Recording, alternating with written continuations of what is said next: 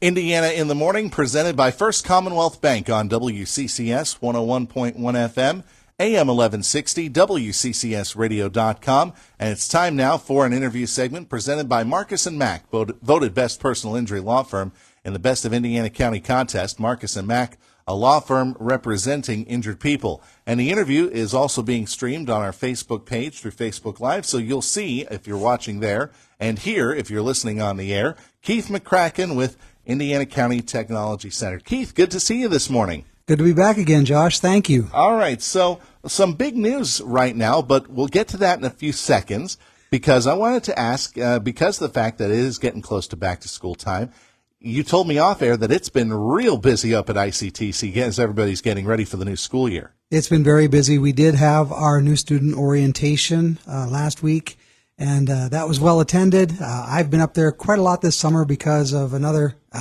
initiative, shall we say, or a change to my job description. And so we are buzzing. We are ready for the students to come back. It's always fun those first couple days to get acquainted. Now, when is the first day of class at ICTC? Well, we'll have in-service. The teachers, the faculty will have in-service on Monday and Tuesday, and the students will start on Wednesday, and that's a trickle-in because of dealing with the different districts. Right. We may not have all of them on that Wednesday, but by Friday they'll all be there. So next Wednesday then? Yes. Oh, wow. So it is coming up very, very quickly.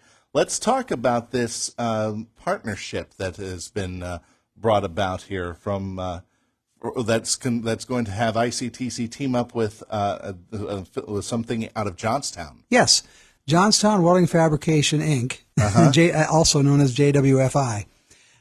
We have been in conversations with them for 2 years. Mm-hmm. Ed Bowser approached me about something called a pre-apprentice program, and the unique thing about this is a variety of pre-apprenticeship programs floating around out there, but none are few, shall I say, are Department of Labor recognized. We have the first Department of Labor recognized pre-apprenticeship in welding for our welding program. We are approved by the DOL. Nice. That's actually a pretty big honor. It's real big. In fact, I kind of wanted to bring the certificate down because I forgot about Facebook being live, but it would be difficult to pry that thing out of Mike McDermott's hands. He's quite proud of it. So I think anybody would be proud of it. So this is the first of its kind in the state in Western Pennsylvania. In Western Pennsylvania, yes. And is this just for ICT for technology centers or VOTEC schools, or is this for any organization? It's primarily technology centers because we have what we call the long game, a 3-year program in welding, and the students are there 2.5 hours a day, mm-hmm. and they have enough time to get in to put in towards an apprenticeship. So what we're doing with this is we agreed with JWFI that our juniors would come after their junior year, and then they would co-op throughout the summer, gain hours towards an apprenticeship. And it's registered.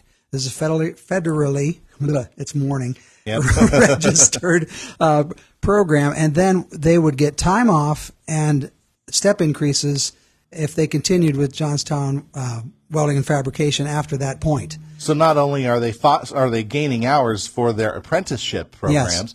They're also fostering some good working relationships with the company that hopefully wants to work with them in the near future. Absolutely, and they're learning the company culture as well while they're there as a co-op student, being kind of mentored by our co-op department at the ICTC. It's good for the business too. They get some assistance from the government in putting the apprentices through because everybody who trains someone runs a risk of them leaving. And so with DOL involved, they get a little bit of money towards training those apprentices or pre-apprentices as well. That's pretty good. So that goes into effect this year then?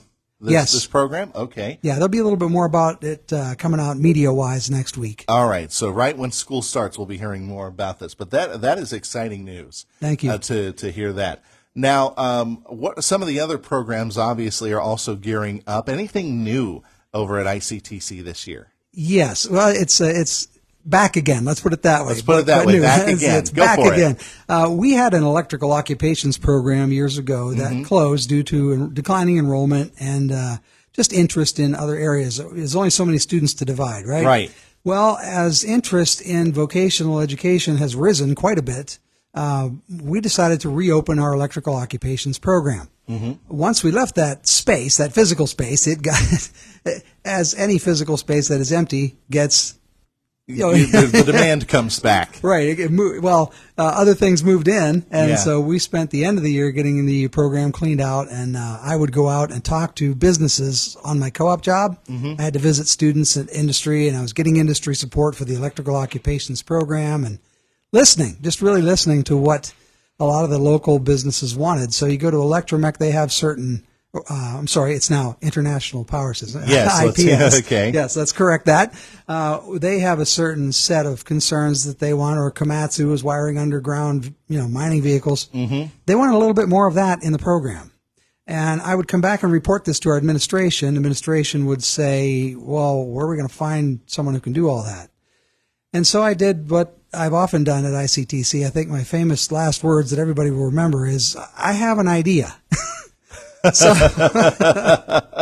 So this means you're getting back in the game? Yeah, I am. I'm returning to the classroom. I will be the electrical occupations instructor. I have a 2-year degree in electronics as well as a 2-year degree in machining, and spent 4 years building automated equipment in Pittsburgh before I entered the education field. So, wow. So the getting back into the classroom, but you said that this is it. This is a 1-year deal. Yeah, that's the kicker. What I told the administration is, you have me for 1 more year.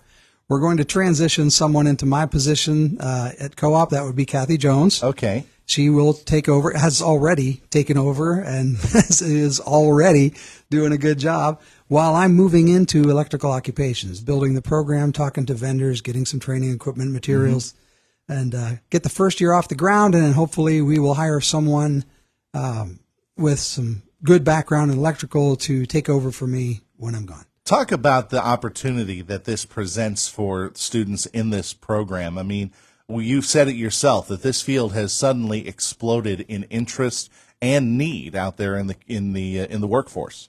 Yeah, as technology advances, there's been a lot of advances in the way electrical equipment works and operates, but there's also still a need for residential, commercial wiring, those types of things. So what we've got to do, and when I talk about the new aspect of it, is we have to be a little broader in our perspective of what electrical occupations means. Even going into like the home theater installation and fiber optics and those types of things.